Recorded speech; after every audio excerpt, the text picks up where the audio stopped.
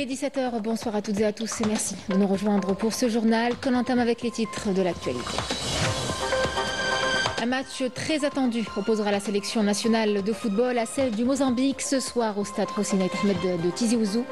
Coup d'envoi à 22 h, une rencontre cruciale pour les éliminatoires de la Coupe du Monde 2026.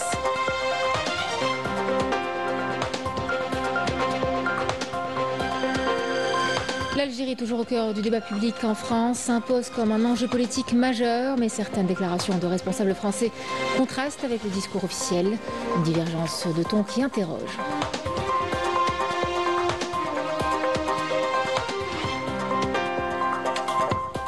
Au Maroc, la rue gronde, une vague de manifestations déferle dans tout le pays pour dénoncer la politique de normalisation avec l'entité sioniste et la trahison de la cause palestinienne. Une profonde colère face à un régime qui privilégie ses intérêts à ceux du peuple. Mesdames, Messieurs, bienvenue à vous. Éliminatoire de la Coupe du Monde de football 2026, la sélection nationale est prête à affronter ce soir son homologue du Mozambique. Le coup d'envoi est à 22 h. Ce match est crucial pour les éliminatoires de la Coupe du Monde 2026. Les Verts n'ont pas le droit à l'erreur. Une victoire leur permettra d'augmenter leurs chances de qualification. Riyad Belkhadim. Le duel de ce soir, qui aura pour théâtre le magnifique temple du football, qui est le stade Hossein Ahmed, mettra aux prises les deux actuels co-leaders du groupe G dans un duel frontal et direct. L'Algérie et le Mozambique sont au coude à coude depuis le début des qualifications, aucun des deux n'arrivant à distancer l'autre dans leur course vers un ticket pour le prochain mondial. Les deux équipes partagent la première place avec 12 points chacun, avec 5 points d'avance sur le premier poursuivant, la Guinée, qui a déjà été tenu en échec à la surprise générale par la Somalie. Vladimir Petkovic et ses protégés sont conscients de l'importance du défi majeur qui les attend ce soir et affichent une nette détermination à bien négocier. Surtout qu'il se déroulera ce soir dans des conditions favorables et avec la présence record et attendue des supporters de l'équipe nationale. Une confiance qui se ressent chez le capitaine des Verts, Riyad Mahrez. Non, on est bien, on sait l'importance du match. On est bien préparé dans ce beau stade avec nos supporters.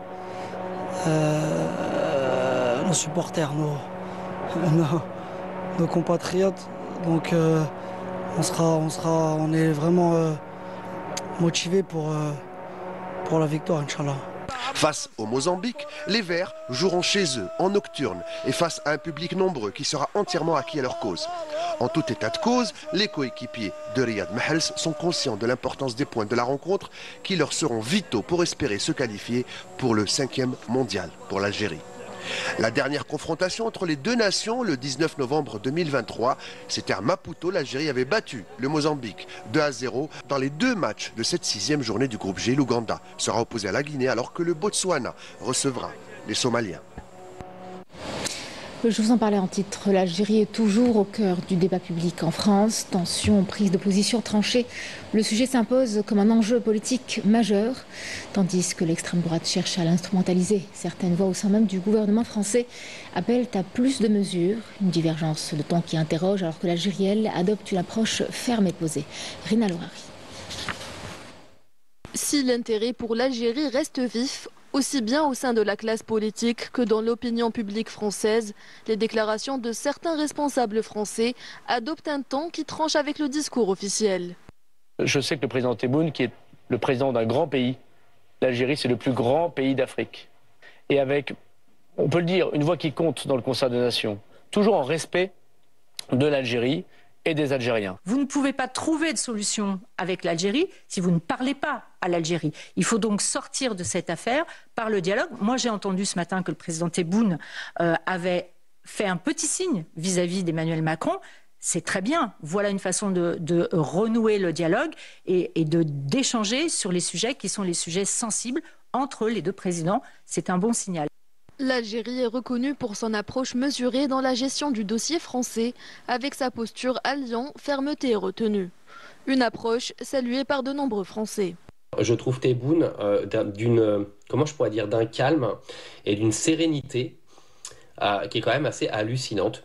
Nous, on a un président qui est surexcité, on a des gouvernants qui sont surexcités H24 à essayer de retourner l'opinion publique, à bien dire que l'Algérie est la cause de tous les problèmes en France, etc. Et de l'autre côté, vous avez un président, parle, mais tranquille le gars. La droite et l'extrême droite française, portées par des figures radicales comme Bruno Retailleau, ont fait de la France une vitrine sombre et un symbole de repli identitaire. Une politique et une idéologie rejetées par de nombreux Français, conscients du danger qui pèse sur leur pays. Depuis New York, le représentant permanent de l'Algérie auprès des Nations Unies, Ahmad Benjama, a attiré l'attention sur le fait que la mission des Nations Unies pour l'organisation d'un référendum au Sahara occidental n'est toujours pas dotée d'un mandat relatif aux droits de l'homme, contrairement à d'autres missions du même genre. Le diplomate s'est exprimé lors d'une réunion du Conseil de sécurité consacrée à l'amélioration de l'adaptabilité des opérations de maintien de la paix de l'ONU aux nouvelles réalités. Écoutons-le.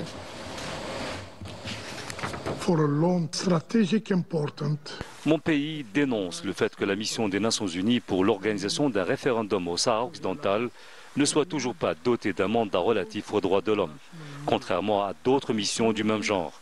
J'attire donc votre attention sur cette anomalie qui touche spécifiquement la MINURSO.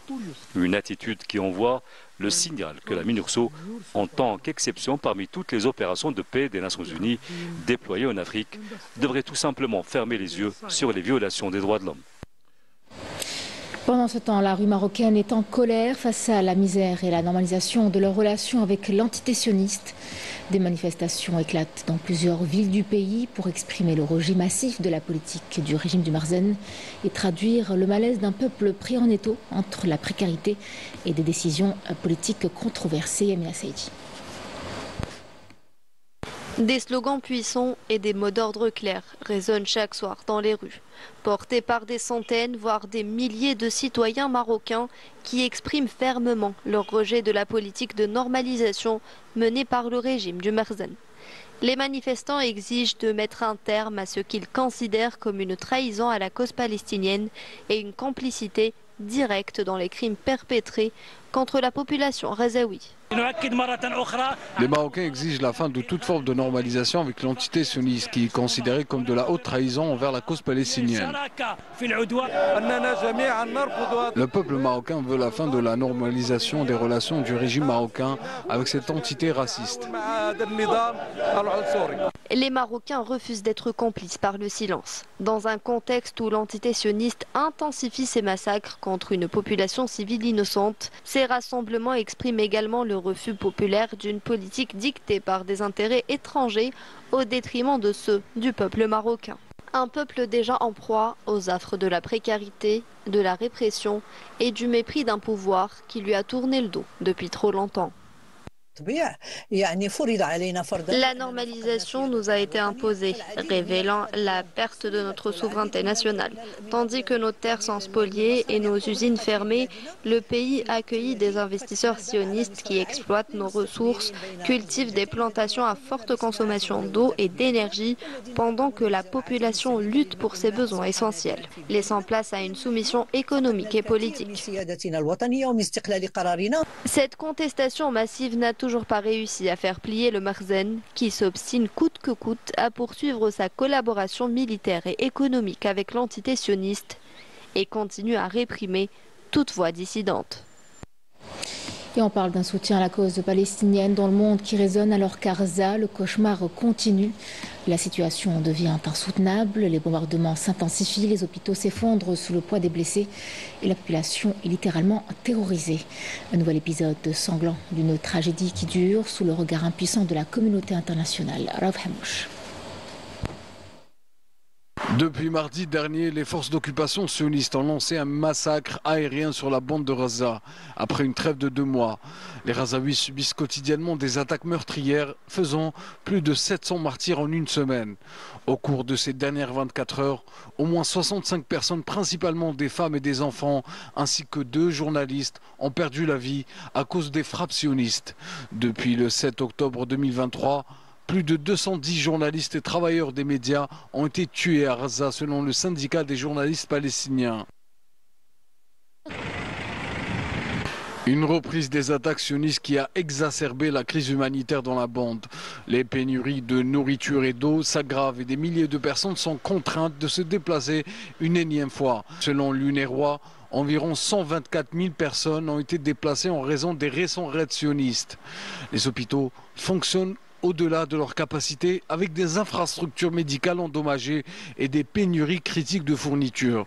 Les forces d'occupation sionistes continuent de cibler les travailleurs de l'humanitaire, affichant une volonté délibérée d'isoler le peuple palestinien pour le laisser seul face à son triste sort. Après l'attaque de l'armée sioniste contre un complexe de l'ONU à Deir el-Balah, et qui a coûté la vie à un membre de la mission onusienne, le secrétaire général de l'ONU, Antonio Guterres, a pris la décision difficile de réduire la présence de l'organisation à Gaza, alors même que les besoins humanitaires augmentent et que l'inquiétude quant à la protection des civils s'intensifie. Antonio Guterres a renouvelé son appel urgent à tous les États à user de toute leur influence pour mettre fin au conflit et garantir le respect du droit international en exerçant des pressions diplomatiques et économiques et en luttant contre l'impunité. À quelques jours de Eid al-Fitr, l'effervescence s'installe dans les foyers algériens. C'est la période des derniers achats, tenues neuves pour les enfants et gâteaux traditionnels pour régaler la famille. Absolument tout doit être prêt pour célébrer l'Aïd dans le respect des traditions.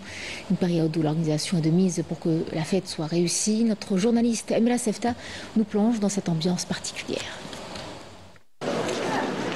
À l'approche de Eid al-Fitr, les familles algériennes préparent cette fête où tradition rime avec dépenses. L'achat de vêtements neufs reste incontournable. Robes, costumes, chaussures, chacun adapte son budget. C'est vrai que ça demande un certain budget, mais on essaye de s'organiser. Pour les vêtements, on commence les achats à l'avance pour profiter des bonnes affaires. Ça se passe bien, ça va. Autre incontournable de cette fête religieuse, les gâteaux qui garnissent nos tables le matin de l'Aïd. Certains tiennent à les préparer eux-mêmes, tandis que d'autres préfèrent les acheter en pâtisserie. On est sorti pour acheter de jolis vêtements pour l'Aïd et on va aussi acheter les ingrédients pour pouvoir faire les gâteaux de l'Aïd.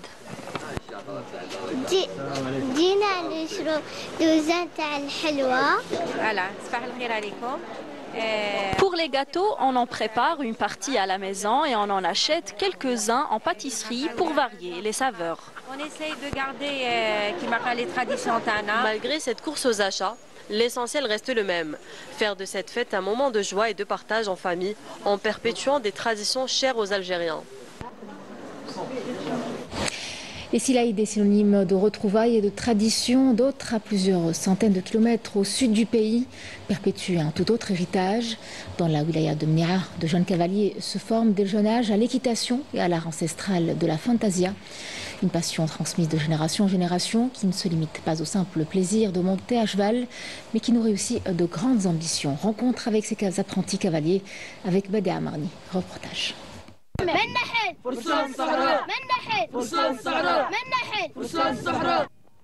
En plein désert de Mnia, des enfants et des adolescents s'adonnent à cœur joie à leur passion, l'équitation. Dans les dunes et en fin de journée, nous les avons rencontrés en train de galoper sous l'œil percutant de leur moniteur. J'aime l'équitation depuis toute petite et à ce jour, d'ailleurs, mon souhait est de participer à des compétitions.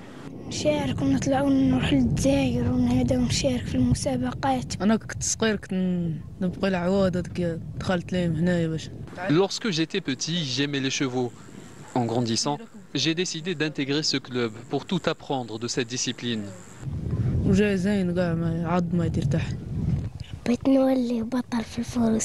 Je suis en train d'apprendre l'équitation. Mon rêve est de devenir une championne.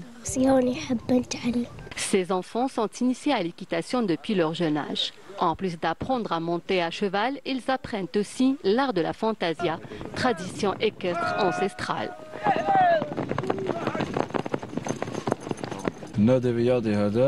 J'ai développé ma passion pour les chevaux dès mon jeune âge. J'ai eu l'idée de fonder ce club en 2014, j'ai obtenu mon agrément en 2016 et j'ai commencé mon activité avec les courses à chevaux. J'ai ensuite commencé à former des enfants et des adolescents en équitation et en fantasia. Ils sont âgés de 6 à 20 ans, nous avons participé à de nombreuses compétitions et nous avons décroché plusieurs prix à Al-Bayed, Ourgla et à Adrar. Nous avons aussi participé en 2018 à un festival de fantasia à Alger à l'occasion du 5 juillet. Nous avons beaucoup d'ambition de faire aimer ce sport aux enfants et surtout prendre part à des compétitions nationales et internationales. Ces jeunes de Mnira adorent monter à cheval. Ils rêvent même de faire des carrières, pourquoi pas internationales.